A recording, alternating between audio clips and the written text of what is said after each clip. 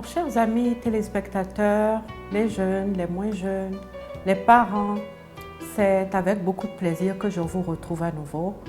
On vous remercie également pour les messages d'encouragement, de félicitations que vous m'envoyez, ce qui me donne le sentiment que ce que je partage avec vous peut être utile à certains.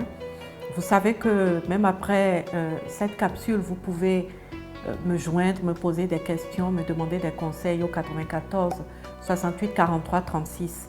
Cette capsule d'aujourd'hui sera la dernière de la série relative à la gestion de nos relations en toute confiance, sachant bien sûr que la confiance dont je parle commence par la confiance en soi. J'avais abordé un sujet lors de la dernière capsule qui est celui de certains amis qui deviennent pour nous un poids au lieu d'être pour nous un sujet de joie, un sujet de détente. Déjà, je voudrais vous dire aujourd'hui que l'estime de soi nous aide à préserver nos besoins, à tenir compte de nos émotions, à leur faire la place pour s'exprimer et à conserver nos priorités. C'est extrêmement important. À tenir nos agendas, c'est également extrêmement important. Certaines relations d'amitié ou d'amour sont comme des toiles d'araignée qui se tissent autour de nous et nous emprisonnent. Elles deviennent comme des tentacules qui s'accrochent à nous et qui ne nous laissent plus le temps de vivre pour nous.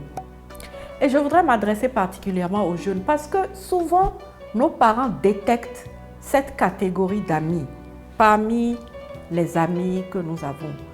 Chers amis jeunes, je voudrais vous dire que quand vos parents vous parlent de certaines amitiés, tendez les oreilles, écoutez avec humilité et suivez les conseils de vos parents parce qu'ils ont vécu avant vous et ils savent appréhender ces choses-là.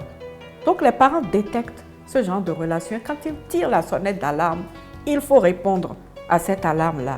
Si vous n'y prenez pas garde, vous vous retrouvez dans des situations où vous avez des amis chez qui vous êtes fourrés à longueur de journée, de jour comme de nuit. Dès qu'il y a un moment de libre, c'est avec cet ami-là. Et le danger, c'est quoi? C'est qu'il vous pompe votre énergie. À l'heure où vous devez faire vos devoirs, vous prenez, je donne un exemple, vous avez peut-être un devoir à faire, un commentaire à faire sur un sujet sur la Deuxième Guerre mondiale. Vous avez ouvert la page web sur laquelle se trouvent les recherches que vous devez faire. Maintenant, dans votre ordinateur, vous ouvrez une fenêtre à côté pour cet ami-là. Et donc, un coup, c'est une phrase sur le commentaire et un coup, c'est une réponse à un message que cet ami vous a envoyé. Et donc, au lieu de vous concentrer sur votre commentaire de texte, vous avez un demi-œil sur le commentaire du texte et puis vous avez un œil et demi sur le message que cet ami vous envoie sur, excusez-moi mes chers amis, des futilités. Ce que la copine de son ex a dit, de son ex qui est parvenu dans les oreilles du frère, de l'ami, du cousin, de cet ami.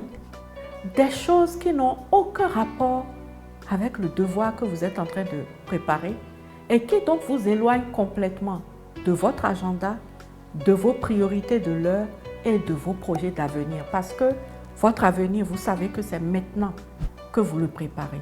Il faut faire attention à ce genre d'amis. Quand ce n'est pas ça, parfois pour tromper la vigilance des parents, c'est alors un message sur WhatsApp, vous déposez le téléphone à l'envers à côté du cahier de leçons ou du livre dans lequel vous faites vos exercices et vous chattez sans arrêt avec cet ami. Même quand l'heure de se coucher vient, certains parmi vous vont se coucher avec l'ami qui leur demande de surtout garder son téléphone, de garder leur téléphone à côté. Si ce n'est pas dans le lit avec tous les dangers que ça comporte, alors c'est à côté du lit. Et vous êtes là à chatter 1h du matin, 2h du matin, 3h du matin. C'est un peu comme une drogue dont vous n'arrivez même plus à vous passer. Faites attention à ce genre d'amitié. Ce genre d'amitié, à un moment donné, si vous sentez que ça a trop d'ascendance sur vous et que vous n'arrivez pas à la gérer, que vous n'arrivez pas à remettre les choses en place pour que votre agenda, vos priorités, qu'il en soit tenu compte aussi malgré cette amitié, alors il faut rompre avec cette amitié. Si vous n'arrivez pas à le faire, je demande à vos parents de rompre cette amitié de force. Même si ça doit amener un peu de friction entre vous, c'est préférable pour vous. Parce que si vous ne prenez pas garde, ces amitiés-là, elles vous font traîner sur vos années de scolarité. Parfois, vous n'arrivez même pas, vous ne réalisez même pas que quand vous prenez 24 heures de votre temps, vous ne réalisez pas le nombre d'heures, le pourcentage du temps que vous passez avec cette personne. Sauf si un tiers, votre parent, un ami ou quelqu'un qui vous observe attire votre attention dessus. Donc, chers amis, c'est extrêmement important de savoir gérer vos relations avec vos amis depuis votre plus jeune âge. Choisissez les amis qui vous font avancer dans vos études. Choisissez les amis avec lesquels vous partagez pas du temps, de la perte de temps à regarder des films futiles ou bien, excusez-moi, à verser dans la pornographie. Parce que c'est ça aussi. La plupart de ces amis-là qui vous happent, qui absorbent votre temps, qui vous extirpent toute votre énergie, c'est ceux qui vous entraînent dans les exercices inutiles de votre intellect. La pornographie ne peut pas nourrir votre intellect. Et ce genre d'amitié, apprenez à vous en séparer. Parce que nous connaissons des enfants à qui des parents en sont même arrivés à ne même pas vouloir laisser un téléphone portable. Mais qui, parce que cet ami a une forte influence sur eux, en arrivent à se nourrir de ceux dont ils ne peuvent pas se nourrir désormais, faute de téléphone ou peut-être parce qu'il y a des écrans ou des blocages qui ont été, des applications pour bloquer ces choses-là sur leur téléphone. Ils s'accrochent à leur ami pour pouvoir continuer de s'adonner à ce genre d'exercice complètement inutile et je dirais même nuisible. Il y a un proverbe avec lequel je voudrais avancer pour terminer avec vous.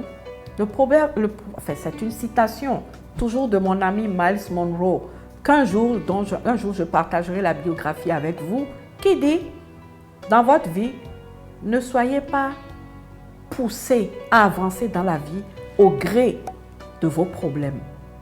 Et à ce stade, je m'arrête pour dire qu'il faut toujours, quand il y a un problème, mesurer quelle est la nature de ce problème.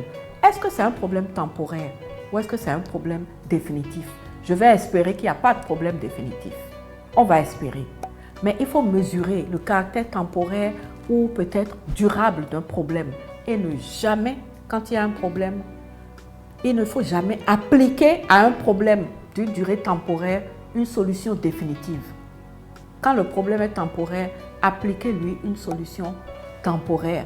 Ne prenez pas de décision définitive, péremptoire et définitive face à un problème qui peut-être n'est pas appelé à durer, qui va cesser dans peu de temps.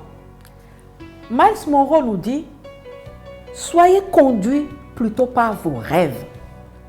Ne soyez pas poussés dans la vie au gré de vos problèmes, mais laissez-vous conduire en toute sérénité par vos rêves pour pouvoir les amener à réalisation.